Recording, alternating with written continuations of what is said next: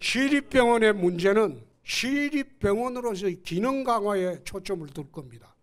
우선 시민들 인식이 의료진료고 싸구려는 아니라는 거, 그 인식부터 바꾸도록 해야 될 겁니다. 그리고 응급 기능을 강화해야 됩니다. 시장님, 이건 인정. 참 못된 질문이네. 안녕하십니까. 중앙홍준표 뉴스민의 못된 질문 19번째 시간 시작하도록 하겠습니다. 저는 뉴스민의 이상훈 기자입니다. 반갑습니다. 네, 오늘 주제는 대구의료원입니다. 대구시의 공공의료 정책은 개인적으로 관심 가지고 취재하고 있는 영역이기도 한데요.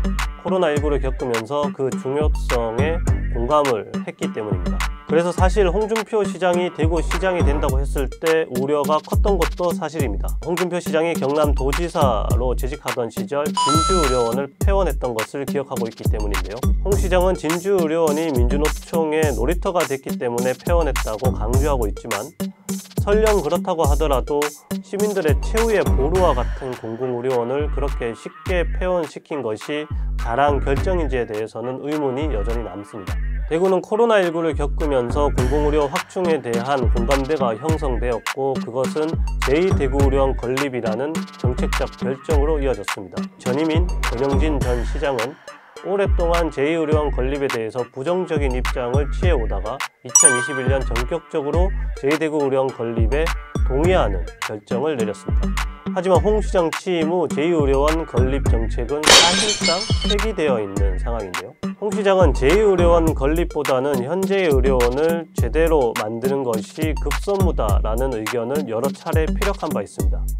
그 과정에서 우리나라 의료는 모두 공공의료다라는 꿈같은 이야기를 하기도 했었는데요. 사실 기능 강화라는 것이 전임 시장들도 하지 않은 것이 아니기 때문에 반신반의하면서 지켜봤던 것도 사실입니다. 그냥 돈 조금 들여서 건물도 짓고 기계도 들이고 돈 지어주면서 사람도 뽑으라고 한 후에 건물도 지어주고 기계도 들이고 사람 뽑으라고 돈도 줬는데 왜 적자냐고 의료원을 몰아붙이는 경우가 허다했기 때문인데요. 지난 7일 김승미 대구의료원장이 홍 시장 취임 후 진행된 그리고 앞으로 진행할 의료원 기능 강화 방안을 설명하는 시간을 가졌는데 현재까진 기대할 만하다라는 평가를 해도 좋을 것 같습니다. 지난 7월 대구시가 자체적으로 기능 강화 방안을 발표했을 때까지만 해도 전임 시장들과 다르지 않을 것 같다라는 의구심이 들었던 것도 사실인데요.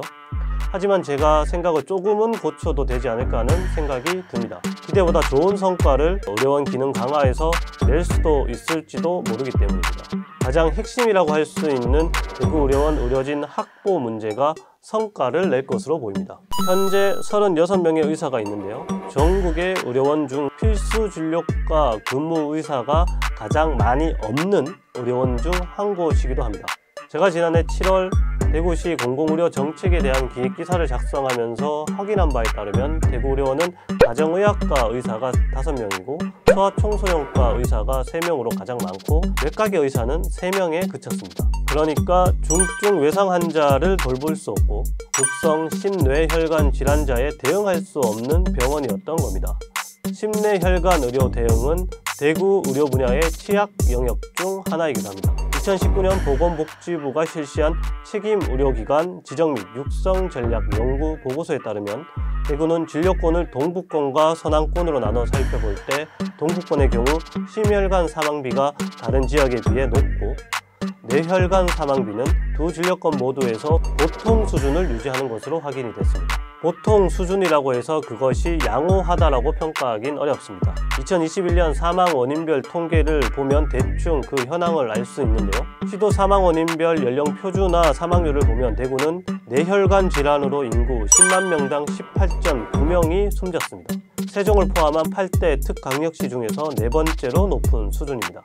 심장 질환은 30.2명으로 3번째로 높고요. 응급의료 사망비도 높은데요.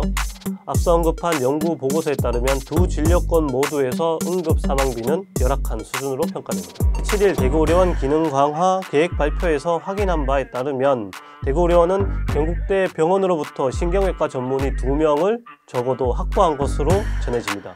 이외에도 내과, 정형외과, 소아청소년과, 산부인과, 마취과, 응급의학과 같은 필수 진료과 전문의를 경북대 병원으로부터 파견받기 위한 논의가 계속되고 있습니다. 제가 안팎으로 파악을 해보면 아직 확정해서 이야기할 수 있는 수준은 아니지만 꽤 많은 경북대 병원 출신의 전문의를 확보해서 파견 형식으로 의료원에 보낼 것으로 전해지고 있습니다. 경북대 병원이 대구 책임의료기관으로서 그리고 국립대 병원으로서 사회적 책임을 다하기 위한 노력의 일환이기도 하고요. 꽤 오랫동안 관련 업무를 봐온 대구시 공공의료 정책 담당 부서 그리고 대구시 전문가 자문그룹의 노력이 빛을 본 결과라고 생각합니다. 개인적으로는 신경외과 전문의가 대구의료원에 파견되는 건 여러 의미를 가진다고 생각합니다. 뇌혈관 환자를 돌볼 수 있다는 의미이고, 이는 대구의료원이 그동안 시민들에게 제공하지 못했던 필수 의료를 제공하면서 놓쳤던 진료 수익도 확보할 수 있다는 의미이기도 합니다. 의료원은 뇌혈관 중재술을 할 수 있는 기계도 내년 3월까지 도입할 예정입니다. 물론 완전하다고 볼 수는 없습니다. 일단 김승미 원장이 말한 것처럼 실제로 근무를 시작할 때까진 완성된 게 아니고 사람을 들이는 건 일의 시작이지 끝은 아니기 때문입니다. 실제로 대구시와 의료원이 구상한 대로 의료원이 운영될지도 지켜봐야 할 문제이고 제2대구의료원 건립에 대한 시민적 요구도 여전히 남아있는 상태입니다. 뉴스미는 지속해서 대구시의 공공의료 정책의 방향을 살피며 부족한 점이 없는지 어떤 성과를 내는지 보도하도록 하겠습니다. 이상으로 주간홍준표 뉴스민의 못된 질문 마무리하도록 하겠습니다. 감사합니다.